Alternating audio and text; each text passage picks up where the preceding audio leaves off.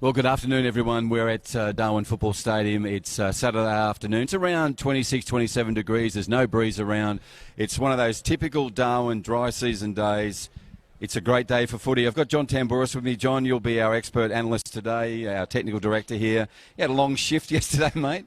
But we're back at it again. We want to thank you very much for your support. We'll be on the Perform and FNT digital channels, FFA's digital channels today. And even though we had two games last night, John, we're the first place anywhere in the country to get back into football with crowds. That's like anywhere in the world.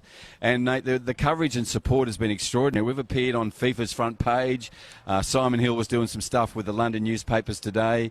It's been a great story, and it's quite quirky because we're not usually in the front.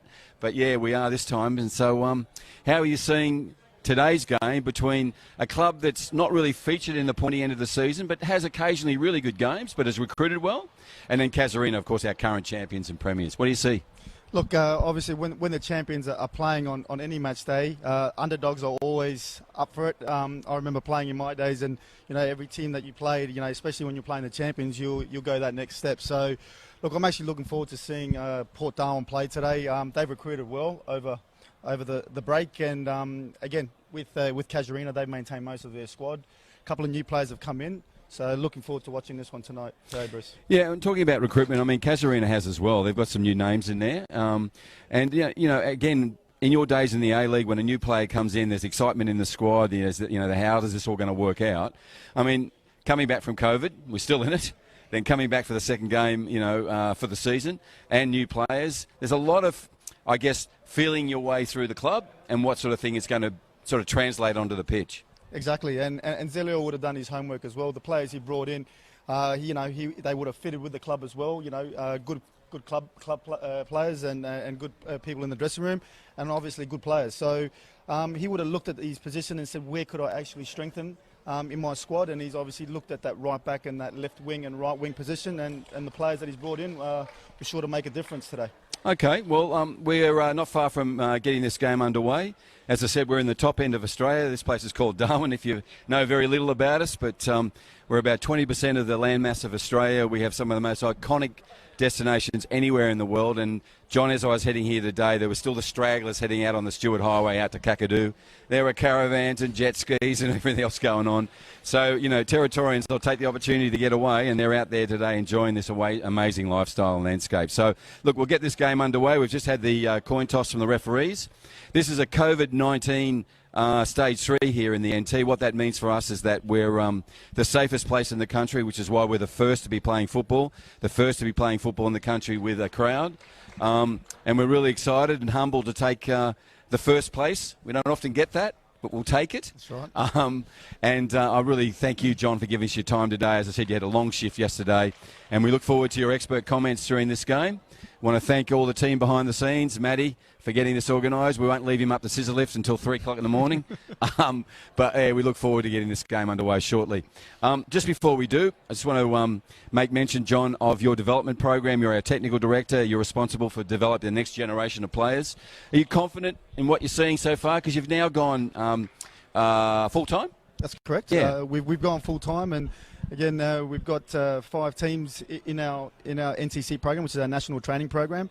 So again, our motto is obviously creating better players. We need better coaches. So we'll be obviously looking in the coach education sector this year, and putting a lot of hard work into that and getting our coaches to where they need to be, and obviously producing good coaches will produce good players, and the future is looking bright. Yeah, it is indeed, and I love the work you're doing with the coaches, and you're working with the NT Institute of Sport, which is all about building better coaches, building capacity in those individual coaches. So I wish you well with that. I look forward to the first games this weekend for your NTC, our National Training Centre kids. And don't forget, tomorrow here in Brisbane, thousands upon thousands of little mini-roos and juniors will return to football for the very first time. Exciting. Are they champing at the bit? As we said yesterday, this is a big Christmas day. Look, we'll go to a holding graphic. We're not far away from getting this Premier League game underway. This will be our second Premier League game here in Darwin. This is the North Zone competition. We're the first in the country, and we're so proud of that. Back soon.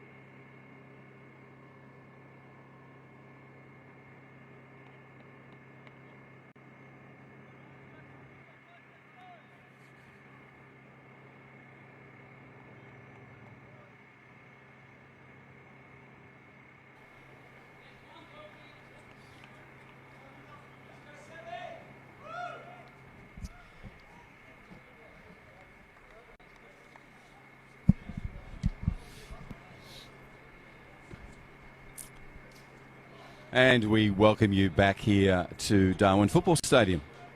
We're just going through the lineup on the large screen here at the stadium for Port Darwin. It's an initiative from Port Darwin. I want to thank John Dean for that, Johnny, for going out of his way to organise not only personal sponsorship for each player, but to get his act together and get it here on time and get it up on the screen. So it's another little initiative since he's taken over as the president of that football club. And congratulations to him. So that'll just roll through on the scoreboard. While we're doing that, we'll let you know that we're into our second game here in the Men's Premier League. That is the elite end of our game here in the Northern Territory. And John, you played here and then you went on to South Melbourne. You went on to play A-League and to play around the world. Every time you come here, I bet you remember a bit of that journey. Exactly. It's always, a lot of fond memories here, Bruce, playing here back in the days. I was actually lucky enough to play, we played a friendly game here against Adelaide United with the Fury.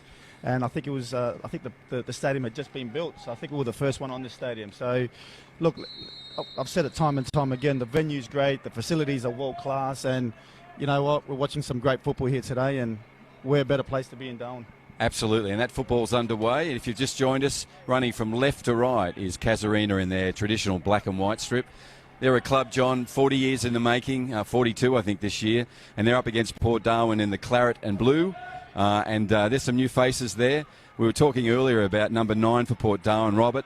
I'll just call him Roberto today because that's the best way of describing him. He's an absolute machine in the work he does.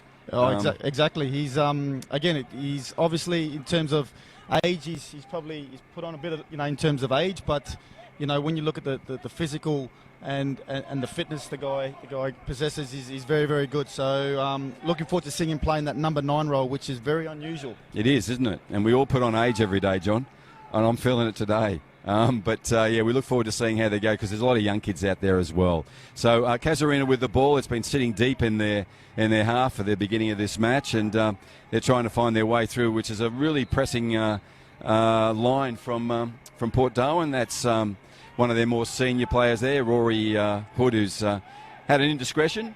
Casuarina will restart the play here. We're about a minute into this game. Just a reminder, we'll play 40-minute halves today. We'll have a mandatory drink break at the half-time of each half because these players, John, have had no contact. This is the first contact hit out today. So their training has all been in those grids that you set up, which were magnificent for them to help them stay socially distanced. But under the COVID-19, this is the first time they have contact. So really proud of the fact they took it on, mate.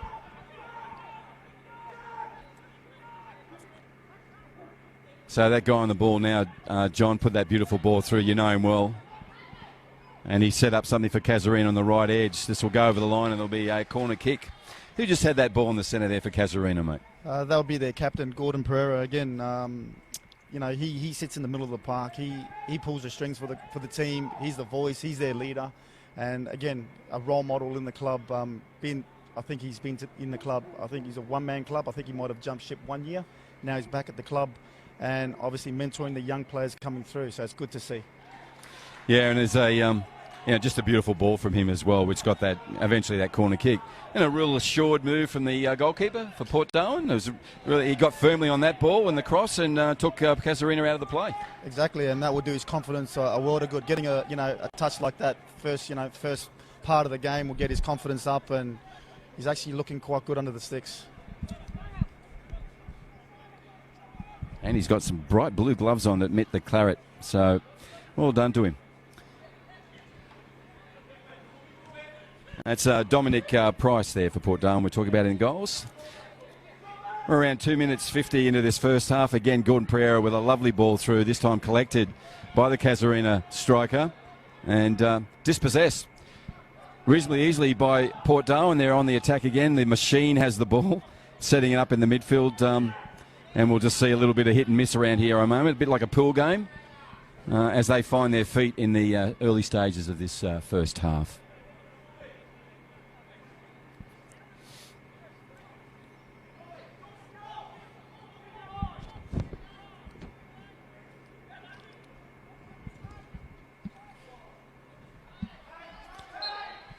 A through ball to no one, John. Yeah, again, I think Casuarina are trying to push the lines there. They're speaking to Zelio during the week. I think they're playing a 4-3-3. with 2 holders and a 10 just behind the 9 and the 2 wingers. So looks like they'll be playing that which was quite similar to what they did last year. And how important is that first, say, 5-10 minutes, just to get a feel as a player? Like, I know you would have done this 5 minutes 150,000 times. Did you get a sense in the first 5 minutes it's going to be a day or not? Look, I knew it was going to be my day from the minute I came out of the dressing room. So, it just, obviously you get your first touch. Whenever you get your first touch in a game and your confidence gets better and better and better. And, we've seen that with the goalkeeper today.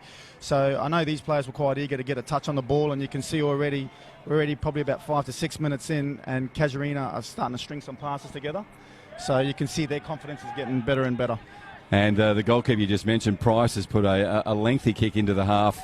And so now there's an assertive run from what we're calling Roberto the Machine. A lovely ball to the right. This is an opportunity on goal. Will they take it? The defence is regathering. And Casuarina successfully kept them at bay there, John. There was an opportunity early in the 5th minute here of our first half. This is Darwin football. It's a senior men's Premier League. It's a second game of men's Premier League anywhere in the country. And we're so proud to be first to be playing football, to be back. As we say, football is back. And how good is that, John? Oh, it's great. It is great. Let's see what the Claret and Blue can do here. They're with the ball. This is an offensive opportunity for them. They're going to try and make their way through the defence. Again to the Machine, Roberto, this time off balance. The ball's there by another famous player here in Kilmartin, number 10 for Casuarina. And goes back to another, one-person club, like one-man club player in number 4. One of 3 or 4 brothers for Casuarina. Yeah, that's correct. Yeah, yep. And he's a stalwart at the club as well, number 4. You'll see a lot of him in defence. He holds them really well together. And, of course, I'm talking there about number 10. No, sorry, not number 10. How do I call him that? Where is he? Number 6, Reza. Of course. How could I get Reza right? There he is. Reza Passmore. Does a great job in the back of the fence for the club. On the ball now. And, John, one of the things I like about him, he's always head up. You know how you're always teaching the kids head up? Yep, exactly. He's always head up. Exactly, and he's very, very patient. He's cool on the ball. He doesn't panic under pressure. So, again, he'll be marshalling that defence today, Bruce. So, he done it last year. Obviously, they were very, very good in defence last year, and it looks like they picked up where they left off. Yeah, great point, John, because last year they were the club with the least goals scored against them. And as you would know, being a defender who were in a lot of games where you actually got a clean sheet, you'd be really proud of those days. Oh, exactly. We used to celebrate those days, actually. Yeah. Clean sheet was like scoring a hat-trick, to be honest. As a defender, you got not much to celebrate, so you might as well. I know what you mean, though. I mean, that's a sort of good indication of how well you're back for your goalkeeper and I guess your midfielder done that day. Exactly, and we used to, how many clean sheets can we come up with during the year? So, look, it's a big one, and they did it really, really well last year, Casuarina. And then up front, they had the firepower, they had the pace up front, and as soon as they scored one, it was really hard to score against them. So that's always a good recipe for an advancement up the table, and these guys went all the way to the top. So as I said, here in Darwin, the current champions in the Men's Premier League, Casuarina, in the black and white. They're running from left to right and are playing against the Port Darwin side that have been heavily recruiting and changing their style, and I would even say changing the culture of their club. And they're in the claret and blue. It's 0-0 on the scoreboard. We're about getting into the 8th minute. And just a reminder, we'll play 40-minute halves and have a drinks break at the middle of each half. It's about player welfare. 12 weeks away from the game, John. No contact. In fact, only training will be 3 weeks today. Yesterday, when they could start training. And, I spoke to you yesterday about your personal training because you're a very fit person. These players look like they've done a bit.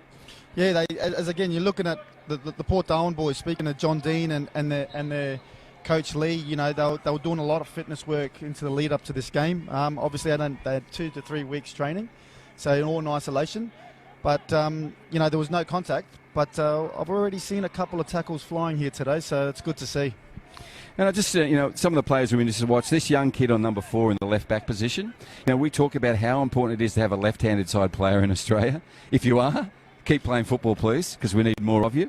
So he's only a youngster, and I'm looking forward to see how he goes. If you can just keep an eye on Tobias KG during this half and see how he sort of marshals his first game, second game in that position, but certainly an important game for him.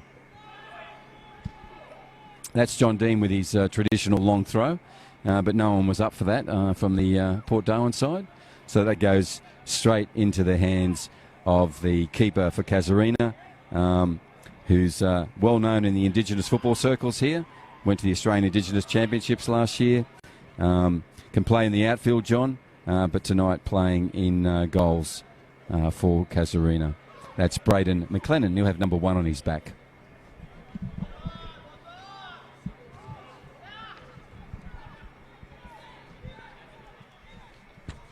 Speculative long ball, but it's going to fall at the feet. And now we're back to young Tobias.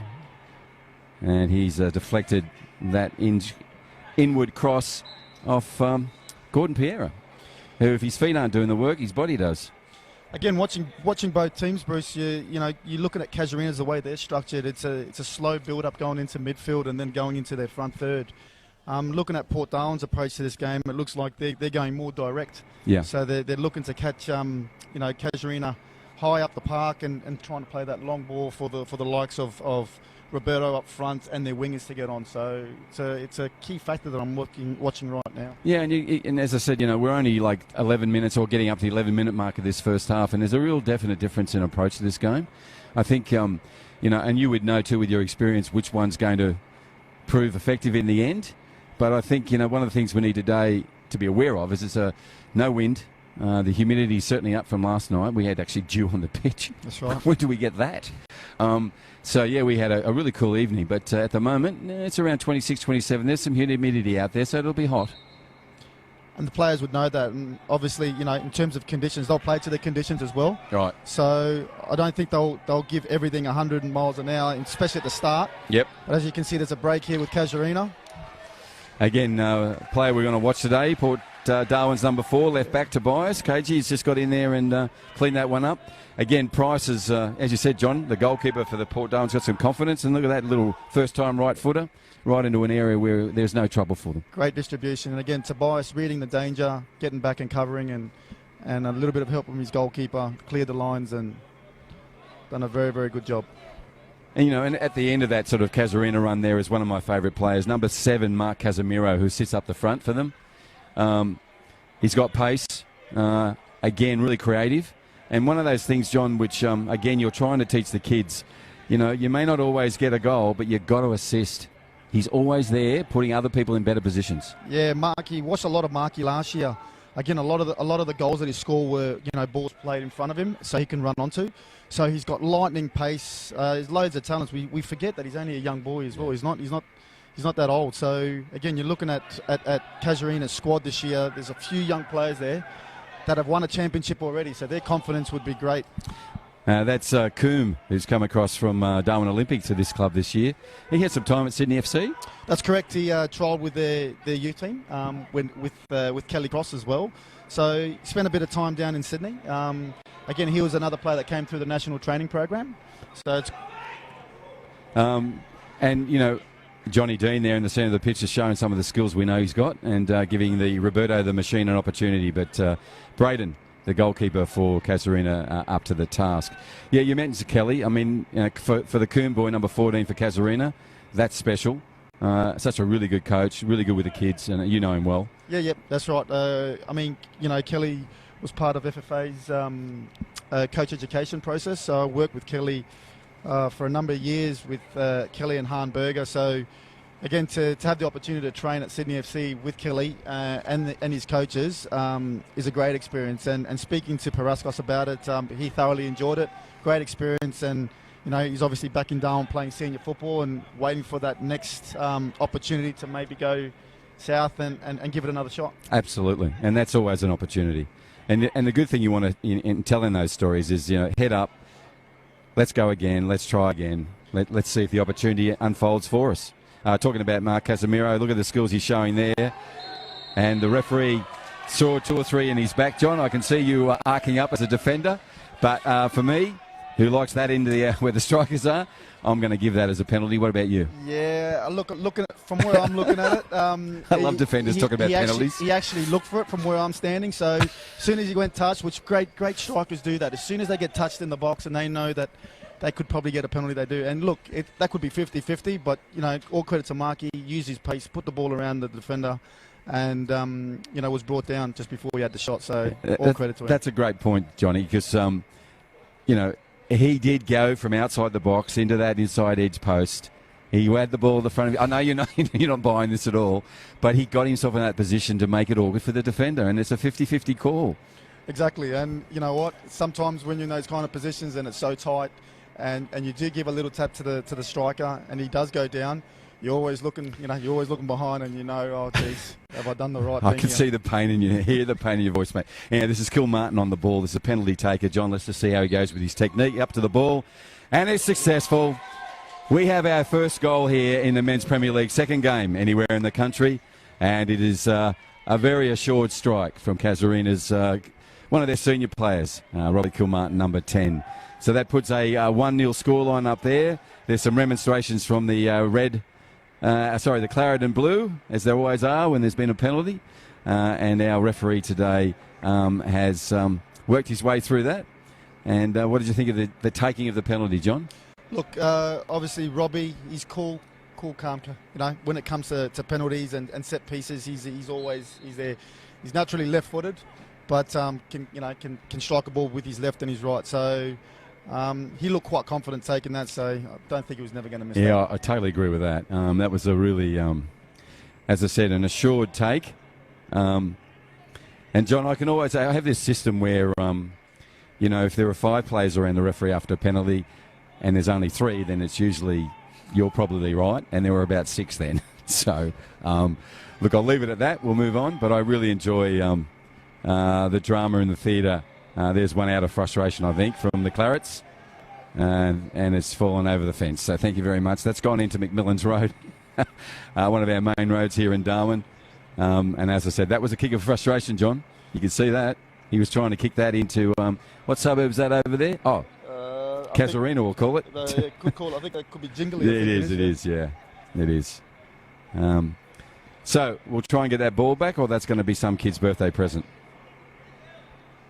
Back into the game. It's around the 16-minute mark here in the first half. Men's Premier League here in Darwin, and we're going out on the Perform channels, also on our own FNT digital channels and FFA's digital channels. First place in the country, the safest place in the country, and that's why we're back playing football.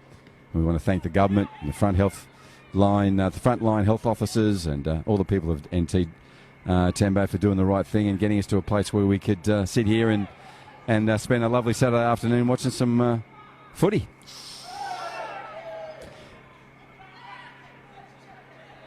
There's some really strong stuff there from Braden, the goalkeeper.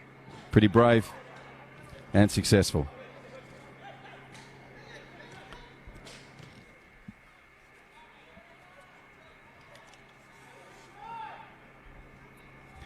To your point, John, just getting a lot of touches on the ball. Casuarina just taking their patient time out of the back.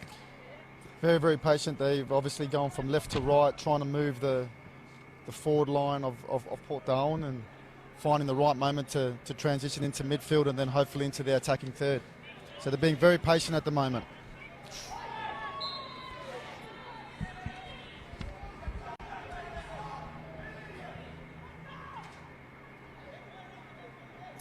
That's Johnny Dean there, who a bit misplaced with his tackle. We know John well. He works in our program. He's a great team manager. He doesn't like his Jack Daniels, but he prefers those watermelon cruisers. Yeah, that's right. And again, he'll be sitting in the middle of the park today. He'll be that voice today in the park, trying to get the players going. It's a great turn from him in the middle of the park as well. And that's what he has in him, he's a really good human being. He's one of the best human beings you'll ever meet. But he's got those little patches of skill then, and the best thing about him is his wife and child by a long way. Great fun. Here we go. Yep, here we go. On? No, he's just pushed it wide. Just a quick thing on that. I mean, he had his time. He's on his left. He could have put it in. How important was that run from the defender from Casuarina? Again, obviously just got caught ball watching there, the defender, instead of just watching where he's playing, getting side on, he's actually looking at the ball.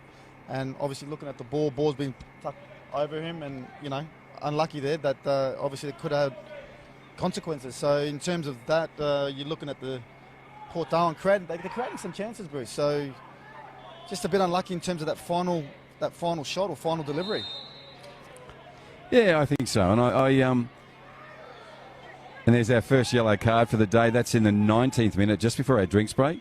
And we've been talking about John, so he has that in him, that he can get very passionate about the game of football. So he'll take a yellow card there, issued by our referee today, which is Ryan.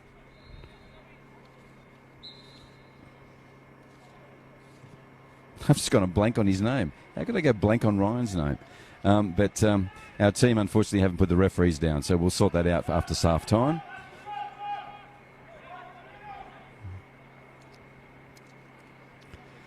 If you just joined us, this is a live streaming on the Perform platform, which goes into a worldwide audience. Thank you to them. We've done an arrangement where they'll cover all men's Premier League games here in Darwin. It's the first time for that.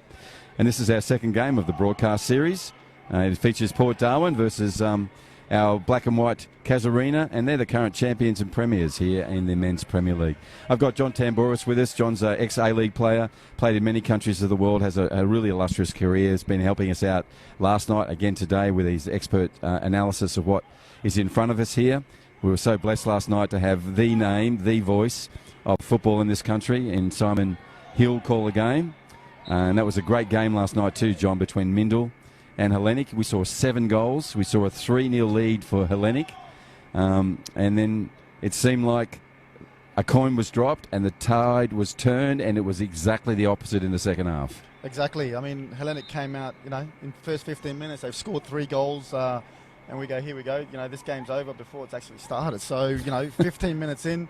But as the game got on, I think, Mindel got that goal just before the break. And, they did, yeah. And then they came in the second half. And to be honest, they're the only team that played in the second half, and they forced things. And to their credit, they got 3 great goals, and the last one especially to win the game by one of their players was great finish. So. Yeah, that was Thiago, the Brazilian. And as you said in the commentary to Simon, he's Brazilian. And that's, it summed it up really, is that flair, the curve on the ball and the pace of the ball. There's no way the keeper could have stopped that. I think, as you said, mate, it'll be the goal of the year contender, and it's early in the days. Listen, ladies and gentlemen, boys and girls, we've got a mandatory drink break here at Darwin Football Stadium. It's just at the 20-minute mark of our first half, and this will be a well-earned drink break too, because a bit of humidity around, a lot of sun out there on the pitch, and if you're in the sun, you'll be feeling it here today, John. That's unlike last night, which we had a cool temperature. It was perfect conditions last night.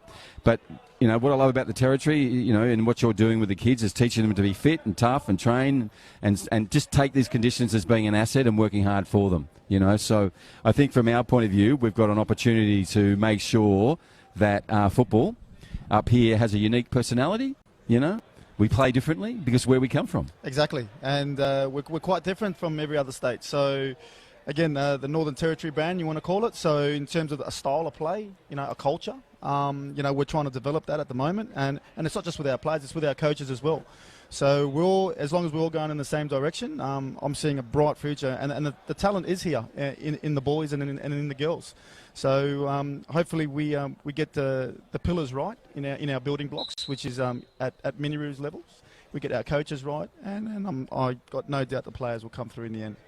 And when you were coming through as a youngster, was there an identity and a style in the NT? I mean, the people you looked up to and the people that you saw play when you were a kid, is there similarities now to what you see? Or again, in terms of back in those days, we used to get home from school and it was football. Now there's a million things happening, Yeah, so sure. In terms of back then, I know times have changed, but I remember the role model I used to have was a cousin of mine that lives actually right next to me. His name was Nick Politis. So Nick Politis was the Australian table tennis champion at such a young age. So again, based in the Northern, basically Nick could do, he could play cricket, he was good. He could play any sport, he was good. So then he was obviously playing for Hellenic Athletic at the time, and a very good footballer as well. So he got contracted by West Adelaide, which was in the old NSL. But in terms of role models, I used to watch him, how hard he used to train, and I said, I want to be like Nick. So funny that we grew up next to each other. Whatever we did, whether it was table tennis, football, soccer, cricket, it was always very, very competitive. Competitive, I can imagine. Yeah, I've seen that in you. I think that's a great story for anyone listening. If you're young, you have to do the hard work, and that's exactly what you're pointing to there. And you had a role model, mate. So you had someone you could emulate, someone who could give you, those key insights when you felt like, maybe I was drifting, maybe I didn't quite understand what you were doing. There was always an opportunity to go back to something that was really comfortable and knew what you were trying to do. Exactly, and it was just football. We talk about football. I'll get home, I'll go to training. If I wasn't training, I was playing in the park with my mates. There was no cellular phones back then, so we couldn't get in contact. So it was basically at school, we're meeting at this time, we'll see you there. And it used to be suburbs. So, for example, I lived in Nightcliff. So there was a group of boys in Nightcliff, and we used to play against a group of boys in Tiwi. Then we used to play a group of boys in Palmerston and so forth. So it's basically who won more titles than anyone else. Yeah, I bet that was intense too. And you would have played on very different surfaces, mate. They were concrete surfaces. I was going to say. Yeah, you came home with bruises and abrasions. And that's before the game started. Okay, there's Tobias. Come forward, first time shot. I've got to applaud that. That's enthusiasm, that's youth. And that's the sort of thing you'd want from him if you're a coach. Have a go. It's 1-0, Casuarina in head. We had a really assured, well-taken penalty by Robert Kilmartin, number 10 for Casuarina, and that was after a penalty was given by the referee against Port Darwin in the box for some defensive errors on a player we'd mentioned earlier in terms of his capacity as a forward and to assist, and that's Mark Casemiro. Ned Kelly, we call him, with that beard. For Port Darwin. Rose up quite well there. Yeah, he's very solid at the back. Always enjoy watching him play. No nonsense. And again, see that extra effort. And we're talking here about the blue and the claret playing up the back. One of your positions, John, you'd be familiar with him. He's wearing number 3 tonight. And he's an Irishman. He's Declan O'Shea. And as we can see there, he loves a beard, mate. So he's beard trimmer. If you're looking for something to buy him for Christmas, it's not undies, it's not socks, it's a beard trimmer. And he'll ignore it. He has got a, what do you call it? He's got a fleece growing there. And a nice attacking raid from the blue and clarets. And it's still on here with Tobias getting himself involved. Ball still in a good spot for Darwin, for Port Darwin, but unfortunately Casuarina dispossessed and now making their way back out. They're very calm. Good to see Tobias getting up and down that line. Again, 2 good crosses. He's just had a shot just briefly before. So it's what you want in a left back, attacking. Obviously, he has to defend. That's a given. But getting up and down that line and creating opportunities up in the forward line is what you want. And we've seen it on 2 occasions now. So it's quite positive. And in my days at the Raw, I used to, see, Ange and Frank and a few of our coaches would always be looking for someone special on the left. Remember Ivan Franic, who came in and, did that.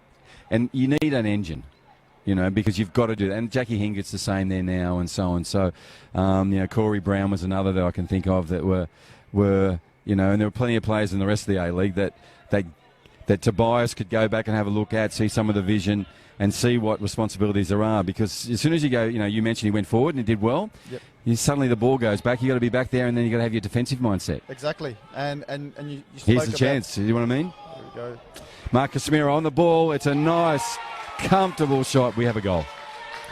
We have a goal, John. We talked about him. Yeah, great finish. You mentioned put the ball in front of him. Where did that ball land? Yeah, great finish. And again, it was in that transition moment. Quick ball forward. Declan obviously caught out of position because he was caught up the pitch with the ball, and great through ball, and it's a great finish by Marky there. Yeah, that is. And that was a really good snapshot of what you were just talking about, John. So you had the kid pushing forward from Port Darwin, doing some really good stuff, and then suddenly had to have his mindset on defence. And in some ways, John, that's a midfield issue because the ball was let to get through to Mark Casemiro too easily there. Would you agree? Yeah, again, in the transition was that quick. As soon as the ball was lost from Port Darwin in the middle of the park, I think the cover from the left and right back wasn't quick enough. So that left a massive gap where Mark obviously exploit. And then that through ball over the top, his pace, put him in front of goal, 9 times out of 10 he's gonna punish you. Yeah, so the keeper Price, that's a hard thing, to take any keeper, take him with the ball at the feet of the striker, and they're coming at that pace. Price, the goalkeeper for Port Darwin, unable on this occasion to save that one, but there'll be plenty of keepers in the rest of the world that will be in the same situation. He still had a lot to do, Bruce, the keeper. Sorry, Mark, you're looking at Mark. Keeper came back out. He made himself big as well. And I know it looked pretty easy from where we're standing, but, just to chip him from where he was, it just shows that the confidence that he's got. And you saw it last year when he was banging in goals last year. And they've won a championship, Bruce, so these guys are full of confidence. Yeah, totally. You can see that out there now, and it's built. We're into the 29th minute of our first half. And if you just joined us, Casuarina is in the black and white. They're travelling left to right on your screen and up against Port Darwin in the traditional claret and blue. And we're in our 40-minute halves. And also having a drink break each half because it's first time these guys have been back playing football for 12 weeks. And most importantly, first time they've had contact football. It's all been in isolation. And there's Mark Casemiro with a bit of time on his hand. And he wanted to hit a couple of birds in the tree. I think he did. Yeah, I think we might have lost that one. That's gone in the car park. No, we've had one of our spectators who's now turned into a ball person. So thanks, matey, for that. And Price has the ball back for the Port Darwin, and we'll recommence this half as we head up to the 30-minute mark. It's about 26, 27 degrees out there. If you're in the sun, it's fairly humid. Looking at Brandon there with his long sleeve goalkeeping thing on for Casuarina. He'll be feeling the heat. It's also black, so he'll be attracting the sun like nothing. But this is a very typical day here in Darwin in the dry season.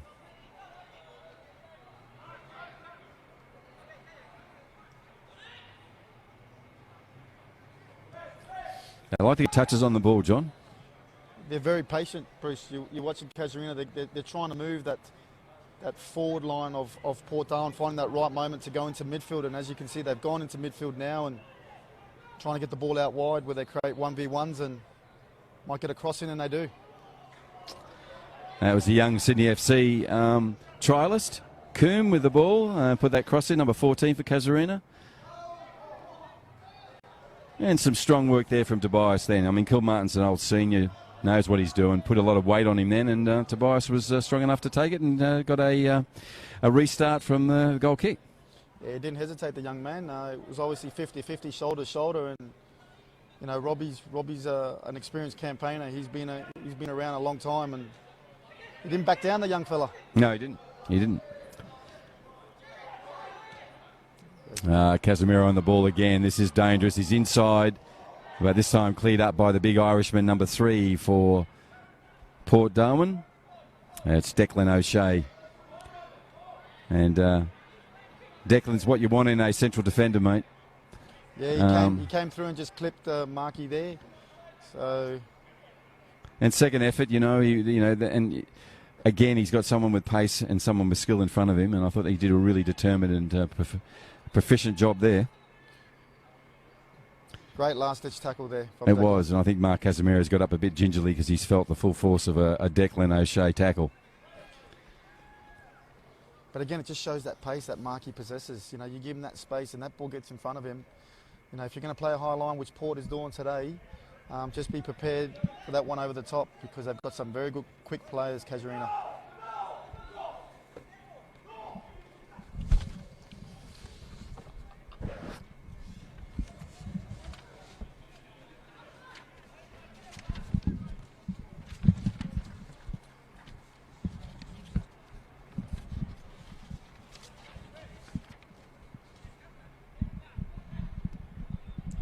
We'd heard then the rustle of the papers as the little bit of a zephyr of a breeze here took up some of our notes, but there's not much of a breeze out there.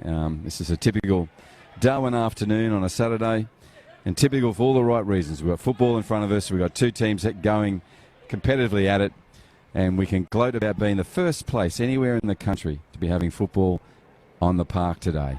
And just have to make mention all those mums and dads who are finally going to have the kids out of the house tomorrow morning when we start our mini-roos and juniors, and there'll be just thousands upon thousands of kids in parks all across the NT, in Catherine, out in Gove, Nhulunbuy, all be, enjoying their time, and football is back. Such a great experience for us all.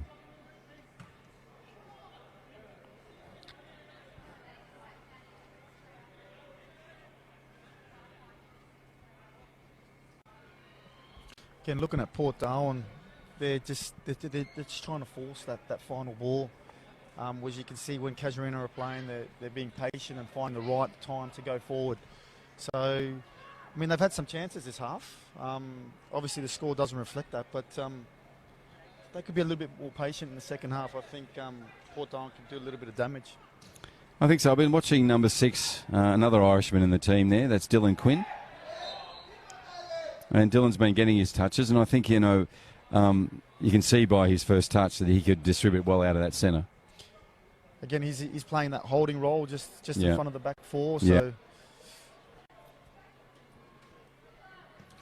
So that's a young Price up with a kick. He's taken that well into the attacking half for Port Darwin, and there's a good, again, response from Casuarina. And again, a good, real clear, efficient transition, mate. Look at this. We're also under attack.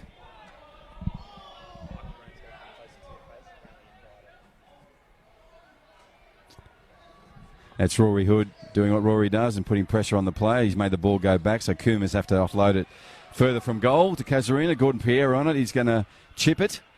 And again,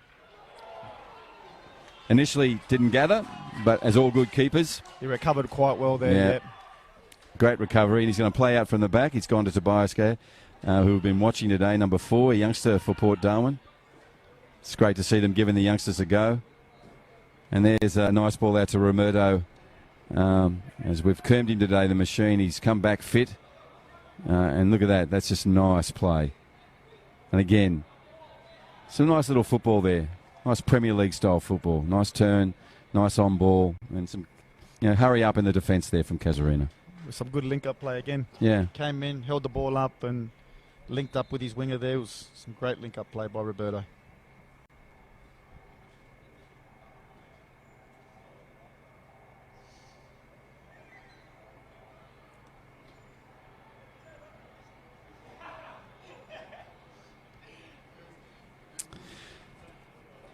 And last night, John, we had not 1, not 2, but 18 countries and nationalities represented in our game. Sorry, Mark O'Shea's made a... Mark O'Shea. Casemiro has made a break. And there's a second yellow this time to the big Irishman, Declan O'Shea, for that recovery tackle there on, again, to your point about balls getting in front of Casemiro and how dangerous that is. Yeah, he's if he gets that space, if that ball's played in front of him... How was that? Oh, again, cheeky there. That goes to show Robbie Kilmartin's experience there. Put the ball down, didn't wait for anything. No wall was set up. Took a quick free kick. And lucky for Port Darwin, the ball hit the post and came back out. So, yep. But great awareness from Kilmartin as well. Yeah, absolutely. Senior practitioner there. Port Darwin escaped a third goal there, and I'm sure that'll matter in the scheme of things, because if anything, Port Darwin always regather at half-time, John. They will come out in the second half with more fire, more determination, and I think a clearer understanding of what they want to do. Let's forget, first game back, 12 weeks away from the game. So Gordon Pierre taking control again, this time the young Kenyan. Tobias, okay, he's just had the ball. Gives it on to the Irishman, and he'll accept that from the referee. Rory Hood moves in for a quick one.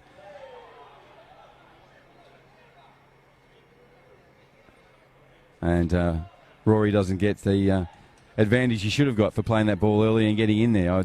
From my point of view, he was on the money to get in there and do what he did. And again, Jacob Letter just sat in front of the ball. Jacob's been around for a very, very long time as well. So, again, another experienced campaigner. Just blocked the quick pass out. Those two have been having a tussle all day. In the 37th minute, Casuarina's left back and the right overlapping winning there for Port Darwin as well.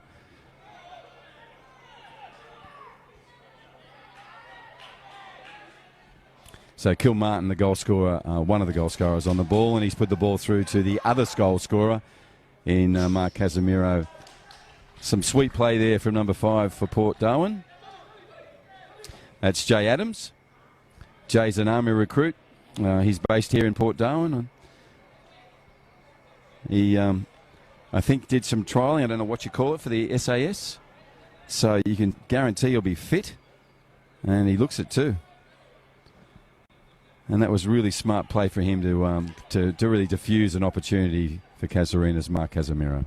Yeah, he looks like a no-nonsense centre-half. Yes. You know, you can just see him and here we go. We have a return of volley, John. It's a great finish. Absolutely. Very good finish. Good takedown and great technique, great volley. That was a really nice turn. You know, and you get that one chance, a split second he took it. That was sublime. Yeah, well done. Exactly. We spoke about it earlier, Bruce. They've had some chances. It's Yep. just that final decision or that final shot or that final pass is what's letting them down. So, look, they're back in it, and I know Zelio wouldn't be very happy with that because, you know, so close to the half. You know, he would have been more comfortable going in a 2-0 lead, but obviously that's given that goal will give Port Darwin a lot of confidence. Mate, this is deja vu. Same as last night. The goal late in the first half came out and we had a second half that was very different to the first half. And as you say, mate, a goal is always important for just getting confidence back into the body and, more importantly, into the mind, a sense that you can do this. Let's just see how this last 30 seconds or so plays out in this first half. 2-1 scoreline, as Johnny Tambor has just told us. Johnny's our expert analyst here today on this live streaming broadcast. And we've got our current champions and premiers, Casuarina, with a lead of 2-1. But we've got a counter happening from the Claret and Blue, who have found their feet in the last 5 or 10 minutes of this game, this half. And we'll go into the halftime break with a deficit that's now only 1, not 2. As I said, they're a determined little outfit, a club that's well led, and a club that will certainly take the opportunity for a break now, reconvene, reorganise, and they'll be saying it starts again. Exactly, and you know, every time you play Port Darwin, it's going to be a tough game. And obviously, that spoke about it before, that goal will give them a lot of confidence. And I know that message from Lee at halftime will be their coach, let's get back out there and do the same as what we just finished off on. So I think, John, you know, the finishing off in that half and the commencement of Casuarina is the two telling points there. You have a really calm, sort of steadied ship, and then you've seen that Port Darwin will, at every stage of the game, whether they're fatigued, not fatigued, on the game, not on the game, there will be that little extra effort from somebody, somewhere, that will give them ascension or a chance to move forward. And that's what they look for. They look for those leaders, you know, those players that, you know, will make a difference on the day. And you're looking at the finish, the finish for their first goal. Great finish. So just looking at them coming into that huddle at half time, you can see tails are up. Coach's tail's up. He's getting there's a few smiles now. I can guarantee there wouldn't have been a couple of smiles if they didn't score that goal. So they're quite confident now, and I'm actually very, very keen to see the second half. So am I, John. We'll just go to a short break in a minute. And just remind you, this is COVID-19 presentation of football, so the teams won't go into the change room. They'll stay outside on the pitch. It's all part of the social distancing and keeping people in the outdoor air where it's much more safe to be. And, of course, this is the safest place in the country. This is NT, Northern Territory, and we're in Darwin here, and the very first place in the country to be back at football. And are we happy about that? We'll take a short break, be back with a halftime show shortly.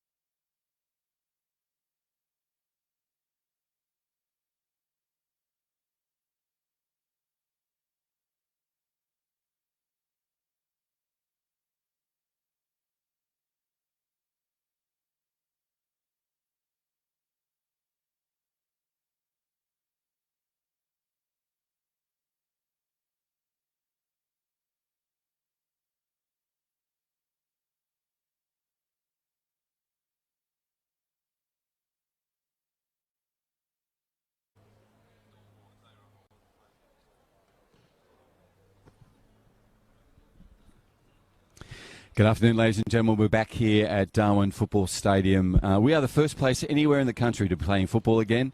This is our second game of Men's Premier League, and we're here simply because we're the safest place in Australia. And we got here because everybody in the NT did the right thing. Our health professionals at the front line were fantastic, and our government went early, went strong on the borders, and kept a consistent message out there. And speaking of the government, I am so happy to say, sitting to my left, exactly a seat and a half away, is the Minister, Lauren Moss, who looks after tourism, culture. Of course, it's all about sport with you and I. So can I welcome you, first of all? Thank you for coming down to see Men's Premier League this afternoon. How's it been for you during COVID? We talk about what we did and how we kept fit and what we did, but you had an interesting COVID. I did. I had a baby in Yes. January, so Yes. and I've only just been able to bring her out for her first game, so Okay. that's pretty exciting. But yeah, everything we kind of expected to be doing over those few months as new parents all went out the window. So, Yeah, I thought so. But pretty much straight back to work and into worldwide health pandemics. So it's been interesting. Yeah, it's motherhood with a bang. And I noticed the bub too is just so resting peacefully on Dad's shoulder, Yep. and sometimes I go to football matches and wish I could do that. Especially with Johnny. But anyhow, listen, you did mention about the COVID-19 and the fact that we've come back to stage 3. I want to congratulate you, your government, and the bipartisan approach across Australia. It's been so stark compared to other parts of the world where it's become an issue of politics. And I just need to mention that. This was all about making it safe for Australians. It was sensational. So you guys should be really proud of that. And I think one of the things I'm also really excited about is that yesterday, we had Shannon Byrne here doing our broadcasting. And I said, Shannon, how good is you're an ambassador? For a program that I think is just absolutely amazing. So we're going to get all behind it. Can you tell us a little bit about She Plays? Yes, so yesterday we actually launched She Plays, and it's a social media campaign, and it's about celebrating and recognising and showcasing women in sport. I think in the Northern Territory we've always had just spectacular talent, and absolutely. I think we do come together behind women in sport, but as you and I have talked about often, our infrastructure, our facilities have not necessarily always supported women and girls' participation. But that's where the growth is in different sporting codes, and we need to make sure that women and girls are feeling comfortable and confident to come out here and be part of organised sport.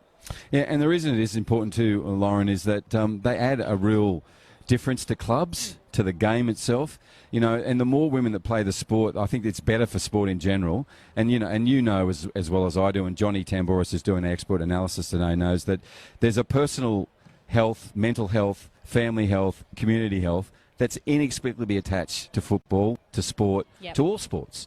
And the more women that play, the more equity and the more benefits we'll have as a community. Yes, I completely agree with that. And, I look at my very tiny little daughter, and I hope that she grows up watching women being active and women being celebrated and showcased. And I think about this facility, for example. You've got new change rooms here, and that's all about trying to create that environment that is conducive to women wanting to come out and play. We need the structures of sport to support the way in which women and girls' lives are often very different. And I think, we do relatively well in the Territory, but we can do better.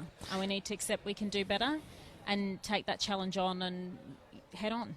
And, a final question. You mentioned a really important point there about your young daughter seeing people do things that, you can't be what you can't see. It's an old adage, but it's so true. And role models are really key. And that's what I like about the ambassadorial role you've got with She Plays. Yeah. And I think there is, Shannon's a great example of it, but there are plenty of others. And I hope that's going to grow. And I certainly, we'll do all we can to profile and highlight the women who play sport in this territory. That's fantastic, and I hope that everyone involved down here, all of the women who come out and play, that they're using that hashtag ShePlaysNT, and that we get to see more of those stories, and that it's just mainstream, and girls and young boys are seeing just the fabulous things that women are doing in our community. That is the Minister, Lauren Moss, the Minister for Sport here in the Northern Territory. Has a few other things on your portfolio, which I won't go through at the moment. But Lauren, it's always a pleasure to have you. Thank you for coming down. It's great to see you here as a mum and as a minister. I think that's wonderful. Take care. Thank you. This is the Men's Premier League. We're here with a live broadcast. I have an opportunity now to take a short break because we'll be back with the live game. Scoreline sits 2-1 Casuarina over Port Darwin.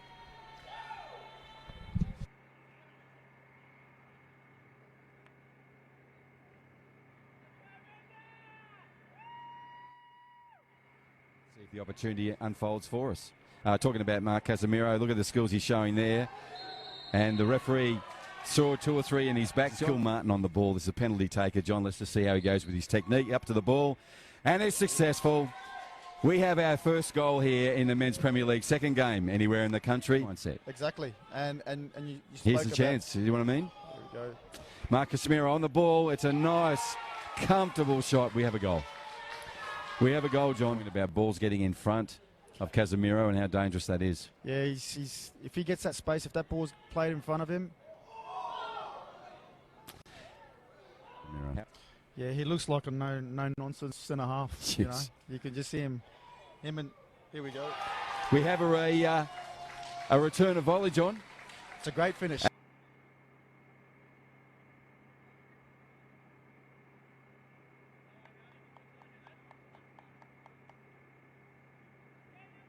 Ladies and gentlemen, this is a live streaming of the Men's Premier League here in Darwin. We're the first place back anywhere in the country, and we're really happy and proud of that. I've got John Tambouris with me, Tambo. Tambo, someone texted me this morning and said, just Rambo was good. You know how you get text problems all the time? Rambo, you nearly got that moniker today. Again, you know, when I'm speaking to friends and you know, family and so forth, I do tend to get called Rambo. Yes. So I don't know if there's any similarities there, but I'll take it. I know what you would take, his paycheck. Yeah, you look, you're right, I would.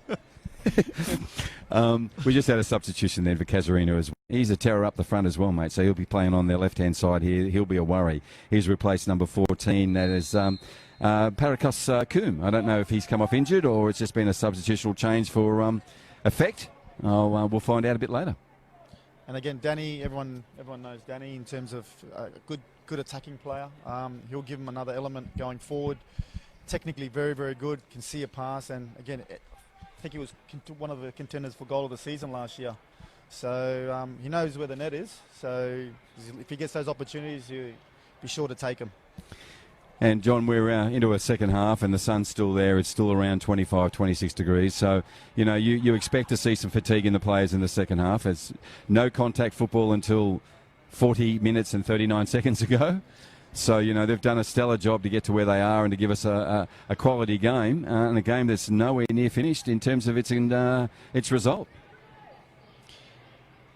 There's the Irishman for Port Darwin on the ball. It's assured work and a quick insert. Rory Hood over the top trying to get the offensive movements on the underway.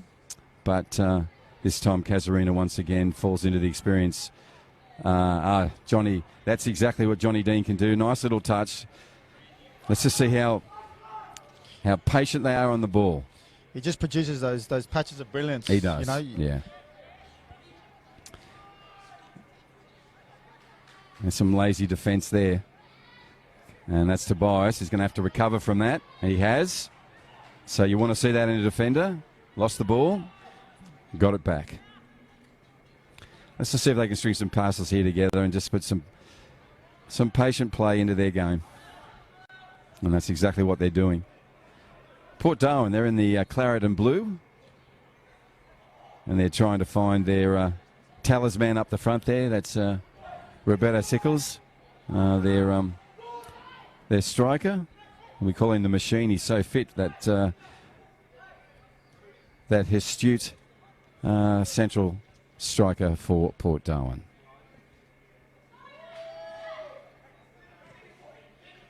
Again, Casuarina being patient in their build-up.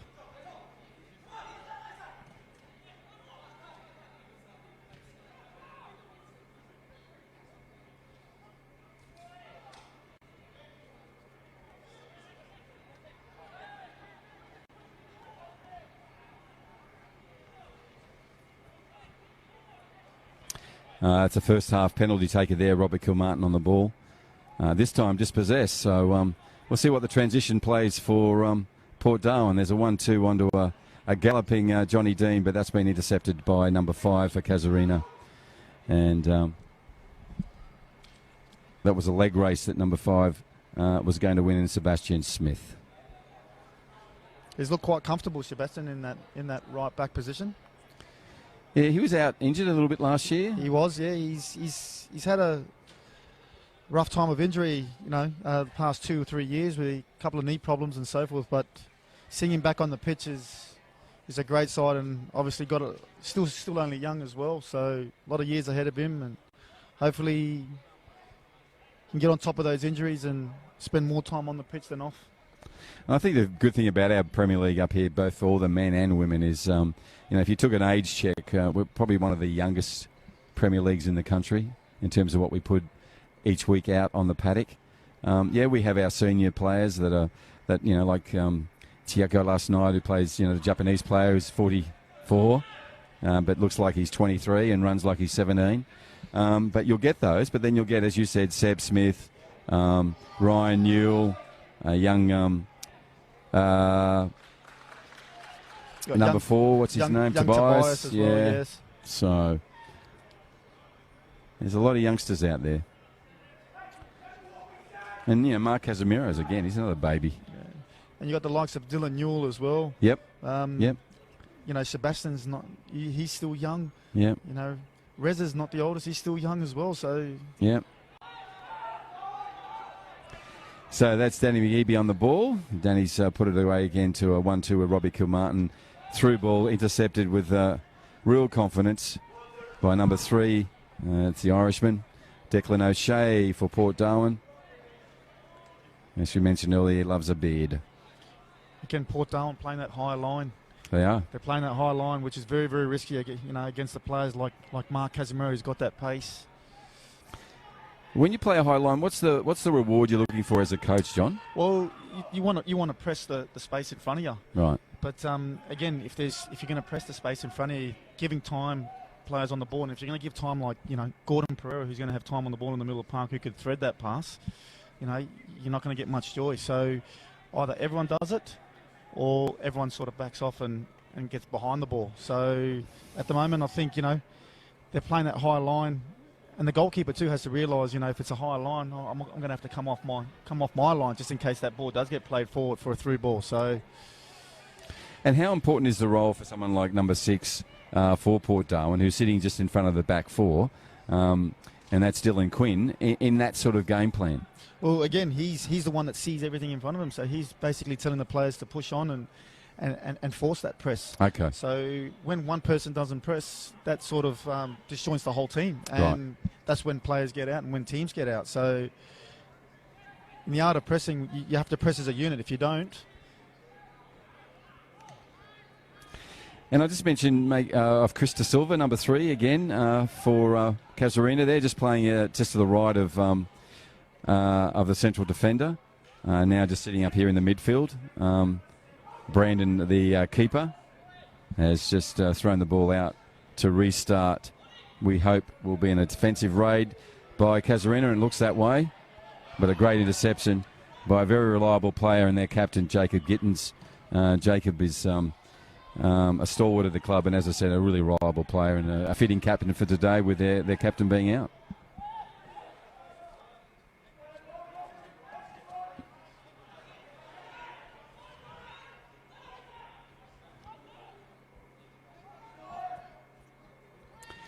And the crowd slowly building up here as we enter into the first part of the second half here of the Men's Premier League game. This is the first game being played on a Saturday anywhere in Australia, certainly anywhere in the world in front of a crowd. So we kicked it off last night with a very special occasion with the Men's Premier League and Women's Premier League games being first anywhere in the country, and it was extraordinary.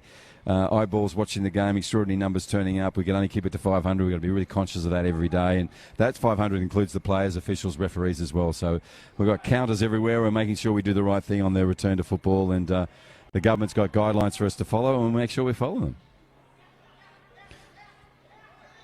Because it's those guidelines that got us here in the first place. Again, the captain, number 2 for Port Darwin, putting his presence in there. Coming forward, trying to make something happen for them. That's Jacob Gittins we're talking about, who's captain for Port Darwin today. Again, sits in the right back position. Yeah, and again, you talk about loyalty. He's only 24, Bruce, and he's played over 120 games. It's one of those one-man, one club. Yep. So, tenacious, never backs out of a tackle, gives 100%. They're a rarity, aren't they, those ones that stick with the club and show that loyalty? Yeah, great. And I think, that's a natural sort of thing for him to move on to a captaincy too. A real great servant of the club. Yeah. So the penalty taker, Robbie Kilmartin's down. He's had a little bit of a head knock. Referee is standing over him.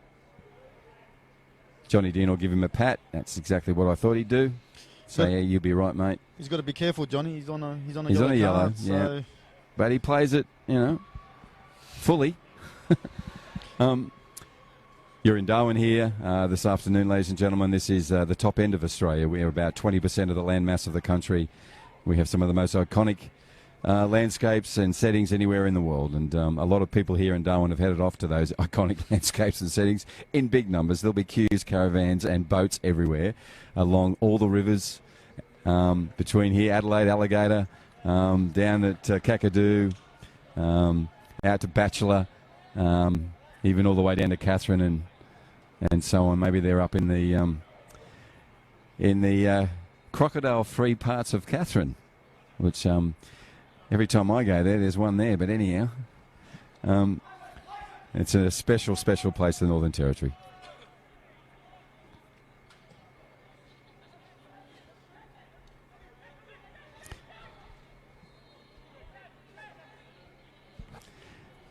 Young Price, the goalkeeper for Port Darwin's doing his stuff. And that's to your point, John, that you mentioned earlier about a striker with the ability to suddenly become an actor. He tried to pull that. That was successful in the first half, but not on that occasion. Look, again, you could see he's got that pace, and sometimes he's that quick that, defenders think, I could get this ball, and before you know it, he's in front of you. You stick that leg out, and you bring him down. Yeah, but you got to, and also you got to have some, hats off to the defenders then, because that's a replica situation. You'd be nervous, and they did that well. Again, Price with a kick out from the back. A keeper that's just getting more confident as this game goes on. He's another example of. He's come early, got the ball, confident, and made a strong, dominant stand there, and he's got his team now in an offensive position. Rory Hill on the ball. Nice time inside pass to one of the youngsters. Again, Johnny Dean's going to set him up. Does. And Reza Passmore with a ever-present, You had to make that challenge, Bruce. Yeah, he's very calm at the back. It's quite end-to-end at the moment. Again, Port Darwin's tails are quite up here. They sniff. They could probably get one more here. And certainly had the potential to do it. So the young Kenyan, Tobias, is on the ball there at the moment. He's put it through to the Irishman. What I love about Darwin football is it's a United Nations. Johnny Dean's just done a nice little run for the left-hand side to our number 7. Ooh.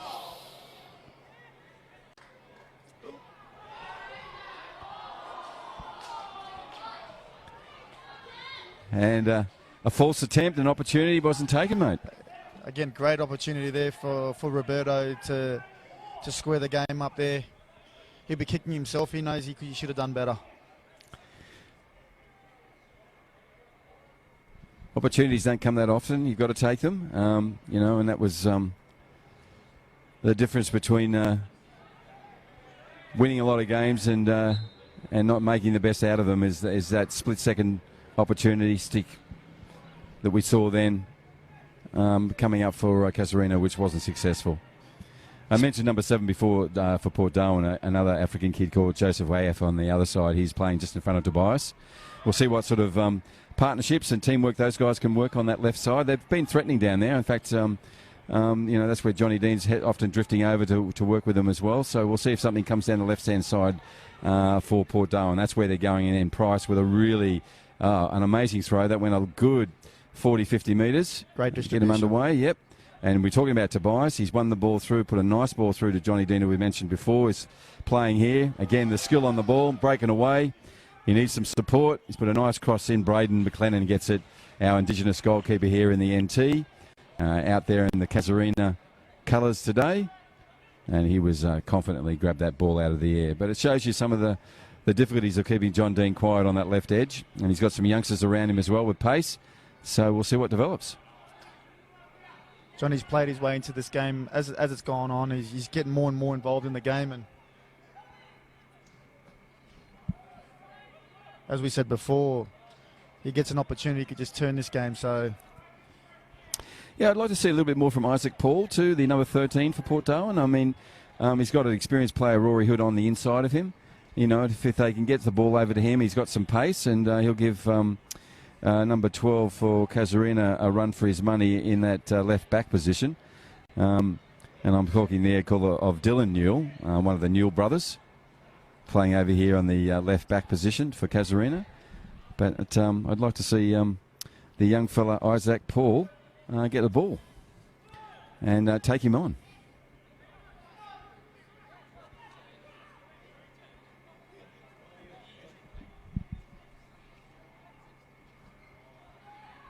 Again, Isaac off his line early.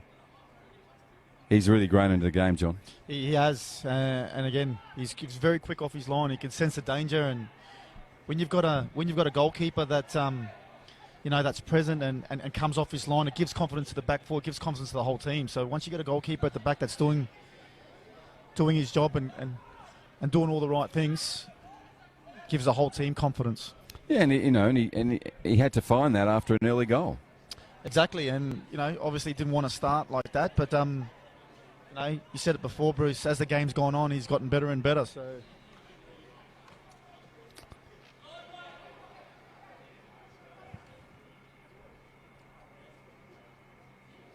And Jay Adams there cleaning up at the back as he does so often for Port Darwin. Based in Darwin, in the Army. And as you said, John looks like a really solid customer there at the back, working well with O'Shea.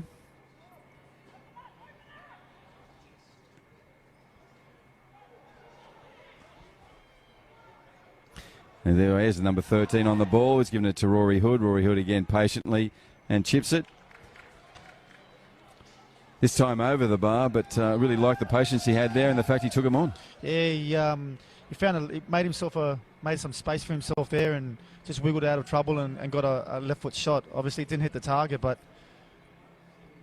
I guess what Rory would been looking for then is, as I said, young number 13 actually making himself available, making another option for Rory.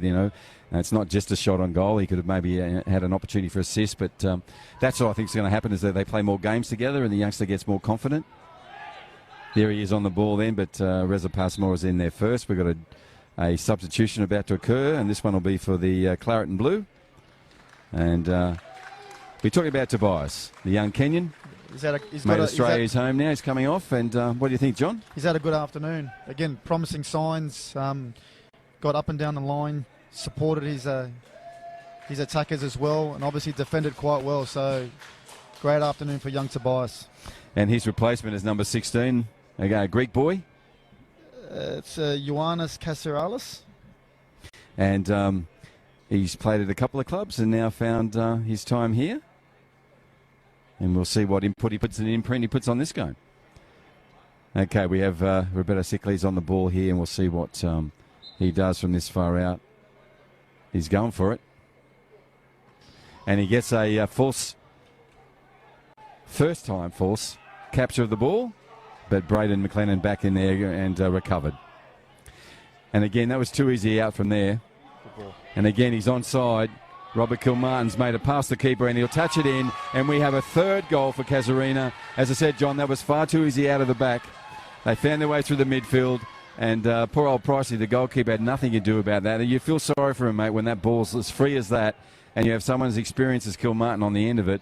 That's dangerous. Yeah, that's right, Bruce. And again, Pricey obviously came off his line, but again, playing that high line, the space between the goalkeeper and the defenders, it's a very big space there. So, and Kilmartin, darted in, made a great run from the wing, come inside, and let's not take away a lot. The finish was a great finish as well. So, 3-1 up.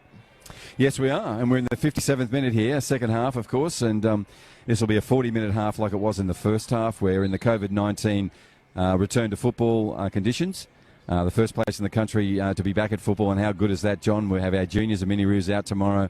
There'll be thousands of kids enjoying the round ball. And they'll all be aspiring to be here in 5, 10, 16 years, whenever it is, whatever age they are, to be out here playing Men's Premier League on the main pitch and on these great conditions here at Darwin Football Stadium. Here we go, see if Port Darwin can call one back. Optimistic, but in the right intention. We'll see what the replacement, the substitute, can do here. Nice turn inside. He's put the ball on.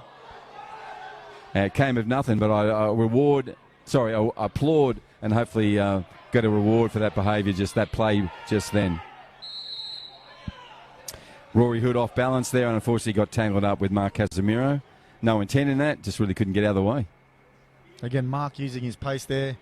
It's that transition from defence to attack, that long balls. It's worked well for Casuarina today. Well, the good thing is the shadows are getting further and further across the pitch, so there's less direct sunlight on the players. You know, the goalkeeper for Port Darwin is going to have the worst of it, really, in terms of the sun setting in that corner. So Price will have to be aware of where the sun is and his vision. And on this very occasion, we're talking about that, where a wall will be set. Kilmartin's on the ball. And we'll see how they set. And, John, you're always about set pieces and how you prepare for them. And like any good coach, you get annoyed if they're successful because you could have prevented it. Exactly. And you know, in terms of where it is now, Robbie Kilmartin, you know, he'll be stepping over this, and on any dead ball situation, when Robbie's on top of that, it's danger signs. Yeah. Just in that little break there, we had a substitution too for Port Darwin. Rory Hood, number 11's come from the pitch, and 15's gone on for Port Darwin. That's Matty Peters, and he's moved straight up into the line. We'll see what happens here defensively. The Irishman, number 6, is on the ball. There's 2 headers out by Port Darwin. That sub's now picked it up, or the first sub for Port Darwin, and he's put a long ball through. It's a good ball. It's in front of their talisman, and unfortunately he is offside.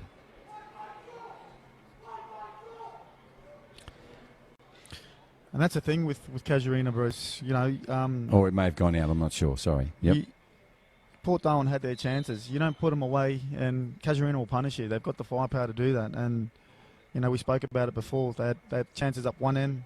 Casuarina go down the other end and score. So if you don't put your chances away, you'll get punished. Well, John, they've got a chance to regroup. There's a mandatory drinks break. They'll head in there. I'm very confident, knowing, having seen Port Darwin play over the last 3.5 years, that anything's possible in this next, 20 minutes. They are down on the board 3-1, but to have the potential to collide their way back. But at the moment, the current champions and premiers look comfortable. They're getting through this match, getting the work done, and as their coach would like them to do. They're in the right places at the right time, and then when those opportunities came, John, they took them. Exactly, and that's what they did last year, Bruce. They had their chances, they scored their goals, they didn't concede many goals, and that's why they won the championship. And they picked up where they left off from last year. So, again, in terms of the new players that have come in, they've done their job today.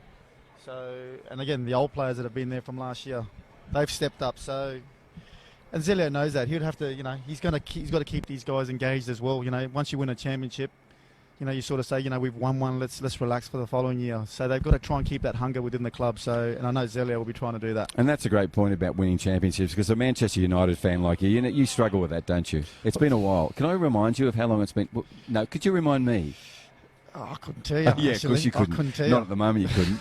But yeah, yes, but you're right. But even as a player, mate, you had some good years there too in some clubs, and where you took a tag in as being the favourites for a game, and you personally would have prepared differently for those games when you were an underdog. I know that personally because I know how hard you work at your prep. So Casuarina coming back, everyone wants to beat them. Everyone wants to take the winners down, and they've been really, really assured today. Yeah, they look comfortable from the get-go. So, again, in terms of Zelio, will be looking, you know, to get through today. Hopefully, no injuries. Yep. You know, and by round 3, round 4, that fitness should come. And you know, looking at the body language already today, you can see some of the players. You know, they're sucking up some big ones. So, hopefully, you know, they get through this game today. No injuries, and get the recovery on Tuesday and get prepared for next week. Johnny, while I sanitise my hands, I'll just get you to talk about What we might do is actually show some of the goals from last night at the end of this game. If we just do a little bit post-game wrap-up with you, we'll just show some of those goals because I think it's really important that we see 7 and then some of your comments around that. So last night's game compared to this game, you got any sort of things you think are parallel, are similar? Again, you look at last night's game in terms of the Men's Premier League, Hellenic came out all guns blazing. They 3-0 up first 15 minutes. To be honest, Mindelace's first, it took them 20 minutes to adapt and to get into the game. But it was the similarities I'm seeing in this game is that, you don't take your chances. The other teams will punish you. And that's what I love about the Darwin Premier League. It's end-to-end stuff. You're going to see goals. A lot of the teams emphasise a lot on attacking, which is great entertainment. So, they go out with the mindset that we're going to score 4 today, but we might concede 2. And as entertainment, that's what you want in a game of football. Absolutely, mate. We saw 7 of them last night, and one of them, which we'll show you at the end of this game, was Specky. I was a cracker. And I was actually talking to some of the coaches afterwards, which I'll leave for later on. We'll talk about that then. But we're into this game now. We've got 17 minutes left of our second Men's Premier League game for this weekend, the first weekend back of football in the country. And Casuarina, our current champions and leaders, are also leading on the scoreboard. They're up 3-1 over the Claret and Blue of Port Darwin, who have a pretty new look side out there with a good blend of youth and experience. And speaking of experience then, John Dean on the ball has put it into the far left-hand corner on our grandstand side where there will be a throw-in for Casuarina.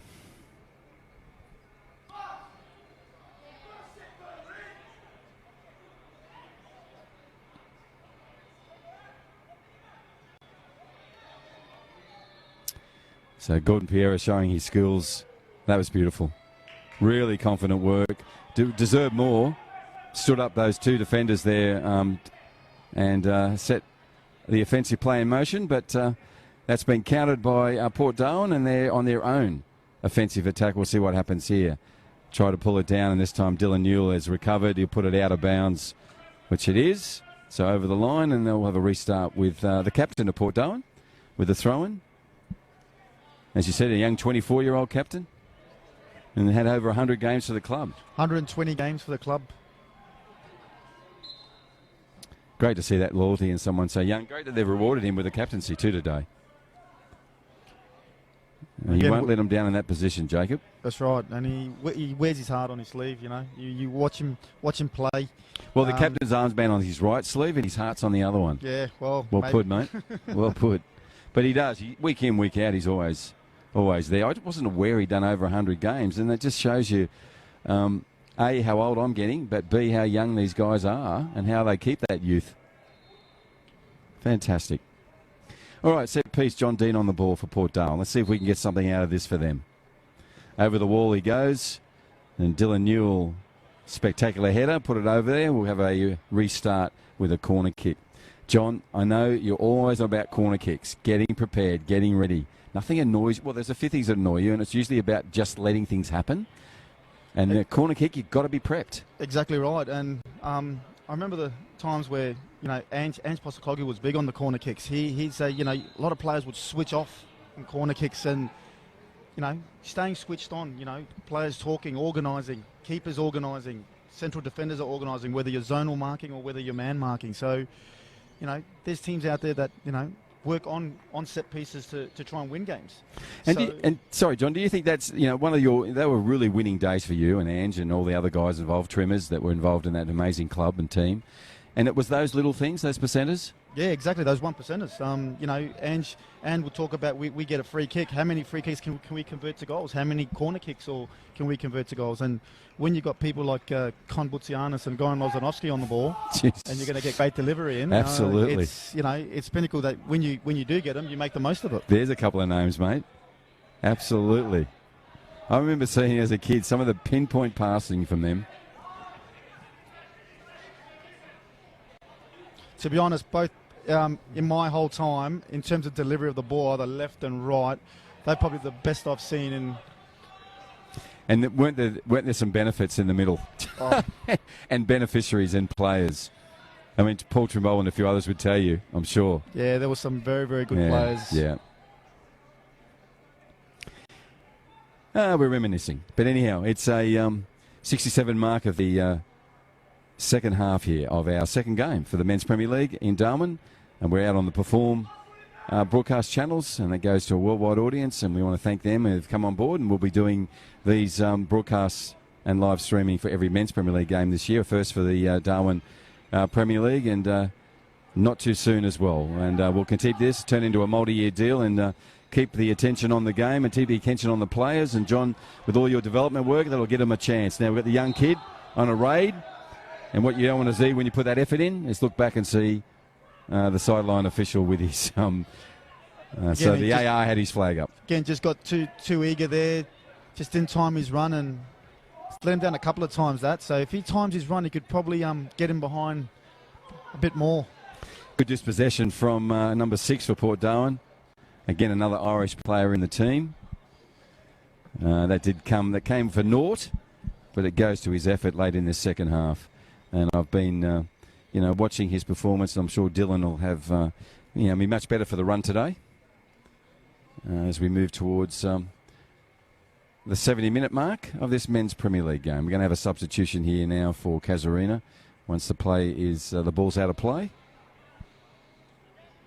or the game comes to a stop.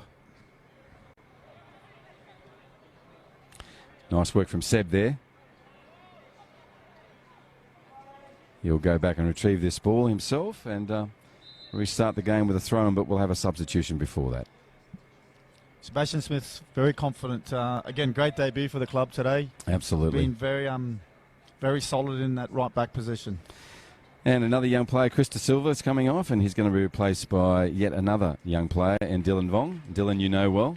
Yep. Again, came through the program as well, in the national training program.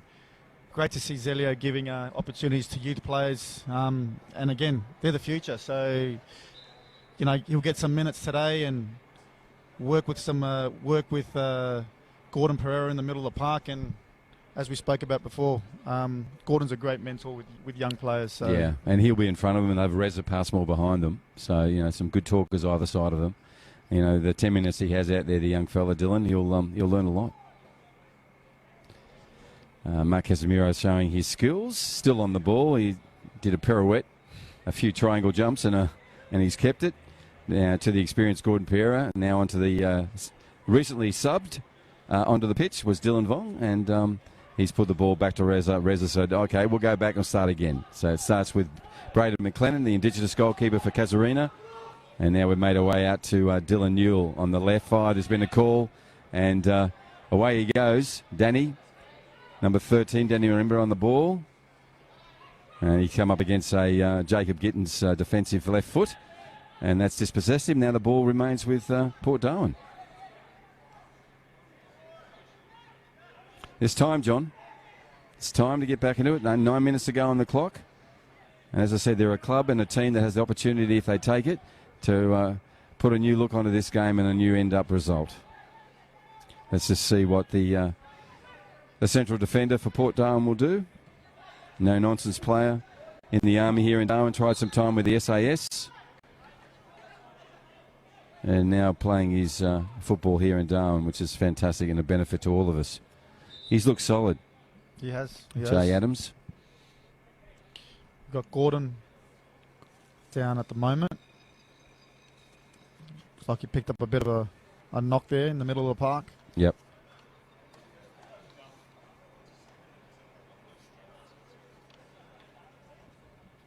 And we've got a few Indigenous players out there. Seb, obviously Sebastian Smith, the Indigenous boy, was in the Wawas, the representative side here for the NT men. Braden McLennan, another one, who's also an outfielder with our Indigenous rep side, the Wawas. I know Bobby Wright's up in the crowd as well, one of the Indigenous players of the past who advises me on all our Indigenous engagement. Shout out to Bobby, and his boy Lachlan played for Mindle last night and had a really good game, and is here because he's trying his luck in Brisbane. He's over there in the National Premier League. He's at the Wolves, I think, the Winter Wolves. Correct, yep. So he's again a youngster. He's only just turned, he's 18, I think. So he had a game with Mindle last night. We made sure, since he's now over here and can't get home, home being in Wynnum in Brisbane, we get some game into his legs.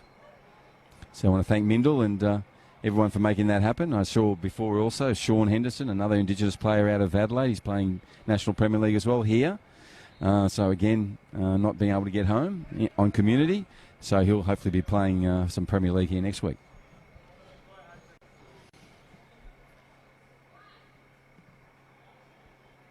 It's a deep delivery from Casuarina, but only finds the head of the substitute for Port Darwin, who's on the ball again. Let's see what he distributes here. The call's early. And there it is. It's in front of him. It's a race for the ball. We've been wanting to see him in front of the ball, John, and he is. That's young Isaac.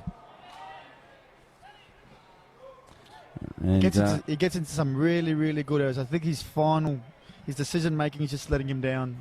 That final pass is what's letting him down. But as a coach, John, you'd see that. You'd be saying, well, we'll camp. We'll park that, and we'll work on that when we have him on the training paddock, because it's something you can make it. Exactly. Changes to. We can work on decision making and so forth. He's got all the physical capabilities of a footballer. He's quick. He's agile. He's good at 1v1s.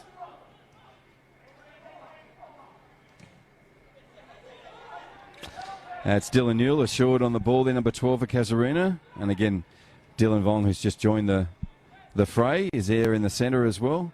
And Reza Passmore to Gordon Piera, the two of the most experienced players there, just settling it down.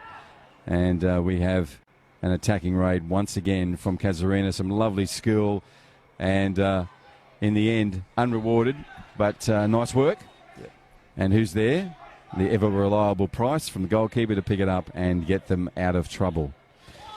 There's another excitement machine, little Luis Rodriguez. Yeah, I know. Obviously, I've heard that name for years. It goes back to the days of his father, senior, Luis Rodriguez. Another good player that's a beautiful ball. And that's beautiful defence. He deserved that. That's a great bit of work by Price. He deserved that up against one of the most experienced players in the league, in Gordon Pereira. Made himself big, John. Yeah, great save. Great save. He was quick off his line, saw the danger, made himself big, and yeah, it's just reward for some really good effort today. They may not get the score they want, but he can talk about that, and justifiably so. Let's see if Roberto can actually get this ball back in. John Dean's on it, just escaped him there. Right idea, right intent. Danny Marimbi read the pass back there. Again, doing his defensive duties. Exactly, mate. And in the exact opposite corner of where he was. So that just shows you he ran some miles for that, as did the Irishman for Port Darwin. He's had a look, and he's squirted that one over the post. But that wasn't the Irishman. It was actually the number 5, central defender, came forward. John had a shot. You used to do that a bit. Not. Mine didn't go over the goals. I think mine went over the fence, Bruce. I was going to say over the car park. But that's Jay Adams, of course, who we were seeing out here today. And we like what we see with Jay. His partnership with the big burly number 3, the Irishman, Shea. We'll see how that develops over the year. But I think you'll know if you run into either of them. Exactly. They're no-nonsense defenders, I can tell you that right now. And Marky's copped a few today, so that ice pack will come in handy tonight. Yes, it'll be a 5-kilo ice pack. Again, calm on the ball. Yeah, this is a little snapshot of the play today, where Casuarina's kept control and Port Darwin has given everything to try and get it back, but just haven't been able to at those crucial times. We'll have a substitution again now in the 76th minute. Number 8 for Casuarina's come off, and number 15 will join the fray. Again, Jacob Leonard, I think, put in a very good shift this afternoon. So he's a name well known to us here in Darwin. Again, plied his trade for a while here. Was he in your training centre as well? I actually used to play with Jakey back in the old days. Okay. So, again, loads of potential. Playing senior football, great player. But just looking at him now, had a couple of issues with his knee as well. Okay. So he's obviously back on the pitch playing, which is great to see. And he's been replaced by Richie Barretto, who's very fast over the first 10 metres. But the ball's going the other way this time. That's unfortunate. It was a nice run by Roberto Sickles and it just didn't get to Robert.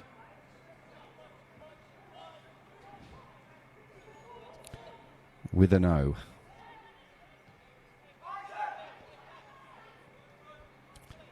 That's a lovely ball to Luis Rodriguez. Luis will get a second go at this, but not with Price.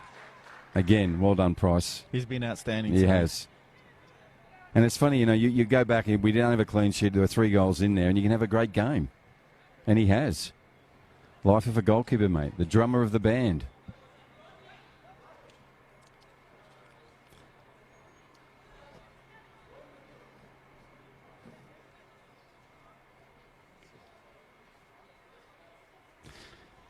That was Casual from Casuarina. He's on the ball. He's on the ball. He got a push then, which was deliberate, I would have thought, from the Port Darwin player. We move back down to one of the youngsters from Port Darwin. Out to the captain. Captain's put a low cross in, this time intercepted by Dylan Newell. And Richie Barretto has put in a clearing kick, which has reached halfway and gone to Jay. And the attackers again on for Port Darwin. They're determined to put one more on this score sheet. Let's see what they can do. There's one of their earlier subs. Yeah, it goes back to Dylan Quinn, and Dylan's put it out to his captain.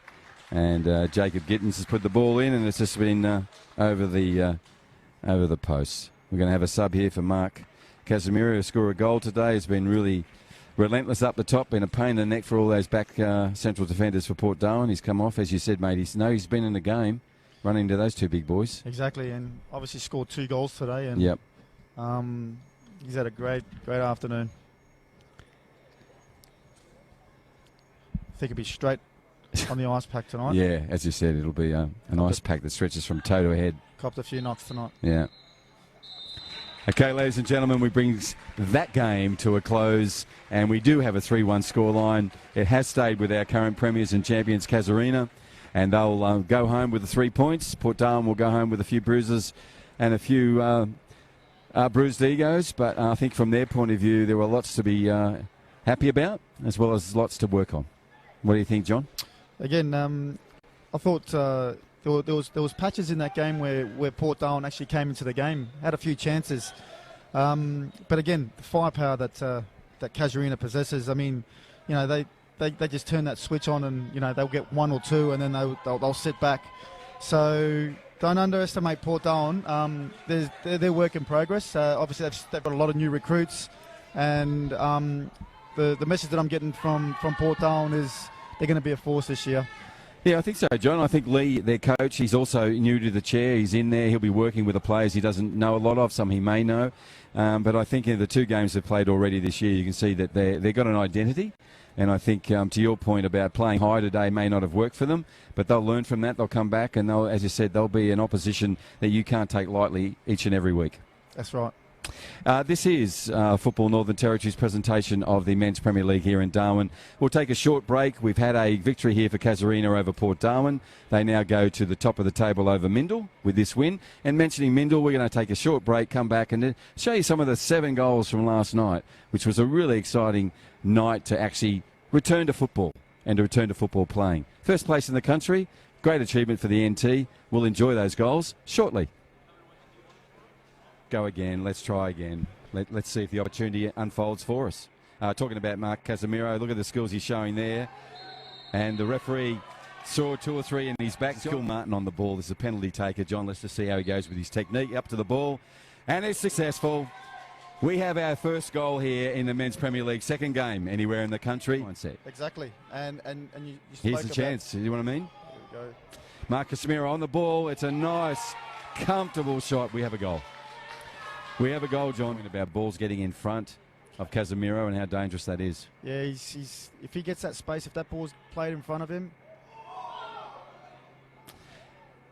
Point about balls getting in front of Casemiro and how dangerous that is. Yeah, he's if he gets that space, if that ball's played in front of him.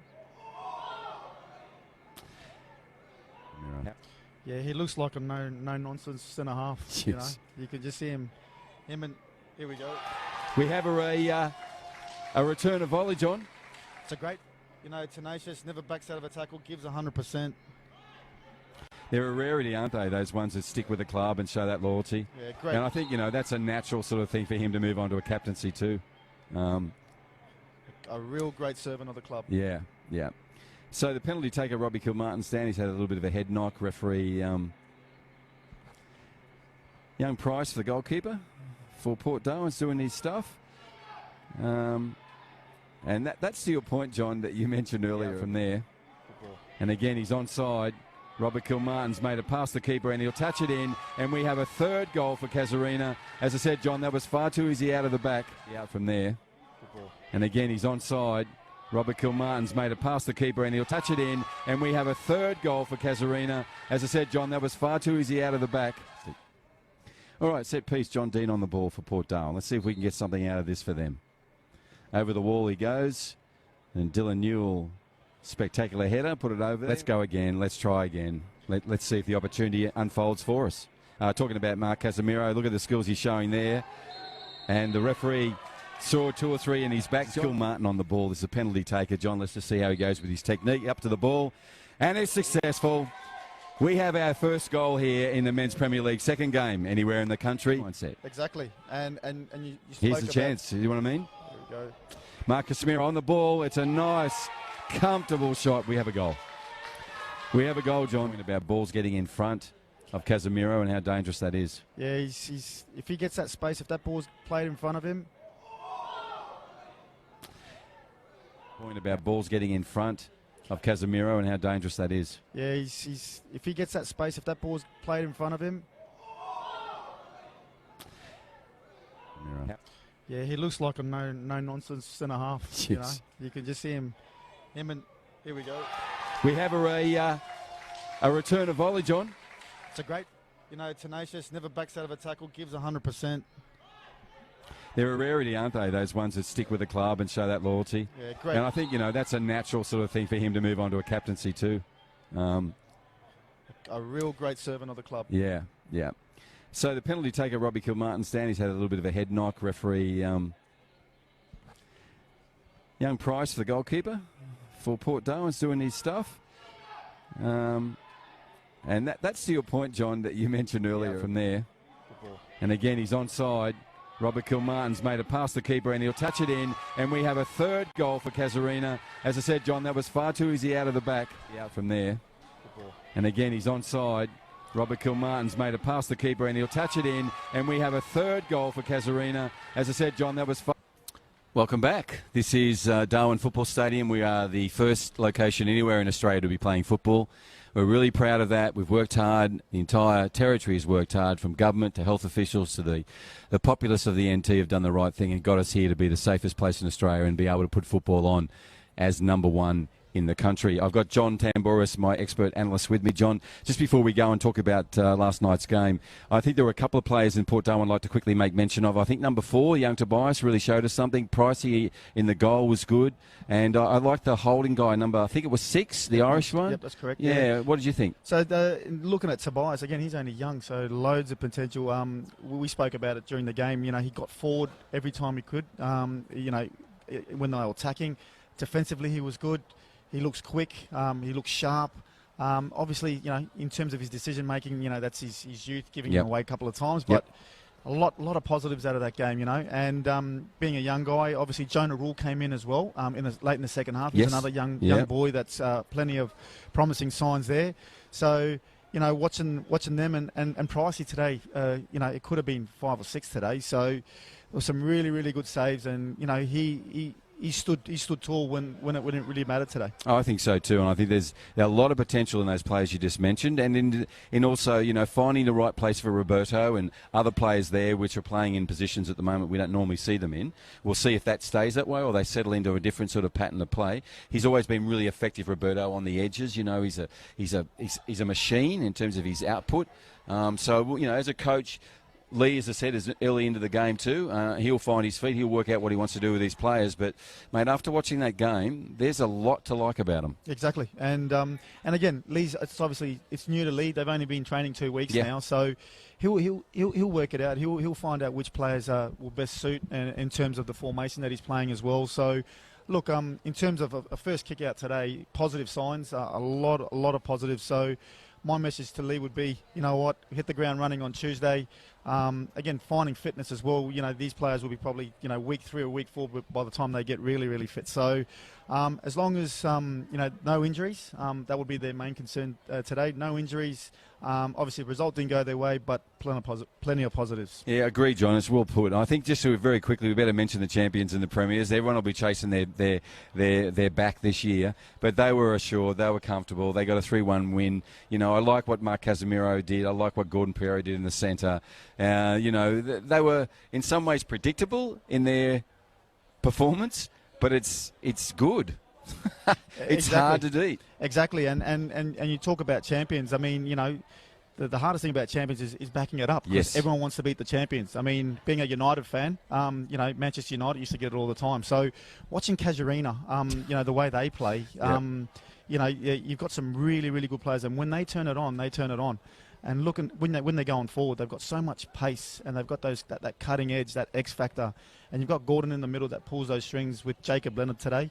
They're going to be a force this year, I reckon. Yeah, I agree with you, mate. Now, we were talking about being at the top and people chasing you. We saw 2 teams last night that would like to hunt them down, and if they hunt them down throughout the season, they'll probably end up with the premiership. And we're talking here about Hellenic Athletic and, of course, Mindel Aces. And what a game. 7 goals. And before we go and see those goals, John, you said to me, both pre-game and at halftime, it was almost like you're like a sayer. You were predicting the future. But it turned out as it was. You mentioned it in Men's Premier League in Darwin. It's on for goal time. Exactly. It's like defending goes right out the window. So I'm actually curious when I do go down and watch both teams train. I think all of it's in the front third, to be honest. Yes. I don't think they worry about defending. So, look, it's entertaining. That's what we want to see. We want to see goals. We want to see chances. We want to see saves. We want to see everything the game has to offer. But, in terms of the game last night, Hellenic came out firing, as we spoke about yesterday. And, you look at the quality that Mindel Aces had, the youth that they've got as well. And you've got, the likes of Charles Aruku and Prit Pruz up front. And you can never relax with those guys. And last night, they proved that, you give us a sniff. And they took it to Hellenic, and rightly so. Came out with the 3 points. And it was a really fitting occasion. It was the first time anywhere in Australia we're back playing football. Men were out there, Men's Premier League, and they got 7 goals. So let's just sit back, enjoy. We won't talk over the top of it. We'll just see what those 7 goals were. And I particularly want you to wait for the last one. And would you believe... Looks as though Kane McDowell's actually been waved away for this one. Thiago Arujo, having scored once off the bench, fancies being the match winner. Let's see if the Brazilian can produce a Brazilian-style free kick. It is Arujo. Oh! What about that for a goal? What a hit from Thiago Arujo, who has come off the bench and turned this game completely on its head for the Mindel Aces. 3-0 down after 14 minutes. Now, unbelievably, way for this one. Thiago Arujo, having scored once off the bench, fancies being the match winner. Let's see if the Brazilian can produce a Brazilian-style free kick. It is Arujo. Oh! What about that for a goal?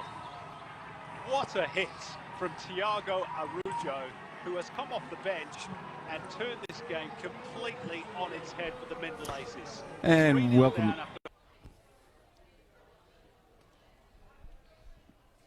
This is Darwin Football Stadium. It's a Saturday afternoon here. It's getting into the later stages of the day. We've got the shadows across the pitch, John. We just saw a really entertaining game of football in which Casuarina, our current champions and leaders, went home a winner over Port Darwin. Good things to come from Port Darwin, we think. Solid performance again from Casuarina. People will be chasing them. They look like they got their cards marked for the same place. We'll see what happens. John, I want to thank you for your expert commentary again last night and today. And I just want to leave you with a couple of things before we close out today. And we've got a Women's Premier League game coming up shortly. In your role as a technical director, you're trying to produce the next generation of players. What were some of the things over the last 2 nights that you've seen that you would like those babies coming through to actually have? Look, the future's obviously looking bright. You know, I was sitting there watching it last night and today and licking my lips because there is a abundance of talent in the Northern Territory. So obviously getting these players into an environment where they're being tested week in, week out. And again, we spoke about it before, Bruce, in terms of better coaching. So the coach education system, we believe creating better coaches, creating better players, and then obviously creating a better environment, creating a league, call it, competition. And from what I saw last night and today, is exciting times ahead of us. Yeah, John, I couldn't have said it better, and I want to thank you for your efforts and determination. And as I said last night with the Indigenous program, there are people who have been in our places 10, 20 years before us. You're the longest-serving person in here at Football NT. You've had ambitions and objectives to want to get to, and I know now that you feel like it's around the corner and we're heading in the right direction, and we can only do that with the right people. So thanks very much, mate. It's been a pleasure to have you here. I'll let you go home and eat all that beautiful food you do and all those Greek sweets. Thank you. Yeah, looking forward to that. I thought you might be. And, you know, I do miss the English Premier League, but what I really miss is watching your team lose. Well, hopefully the league doesn't start up.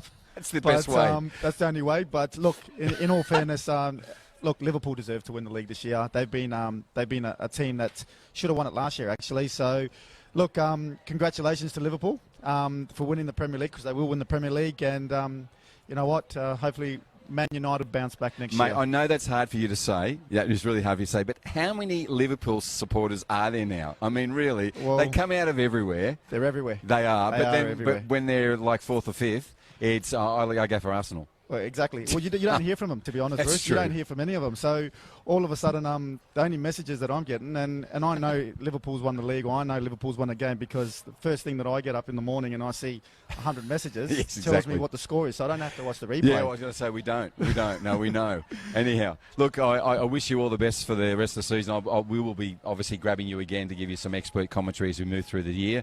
I wish you all the best with your technical department, and I know it's been a pretty hard time for yourself to sit back and not be in the gym and get to where you want to be with your own personal fitness, but I know you're there now, and you're going to be giving your all to making sure our next generation have the best opportunity possible to go as far as they can.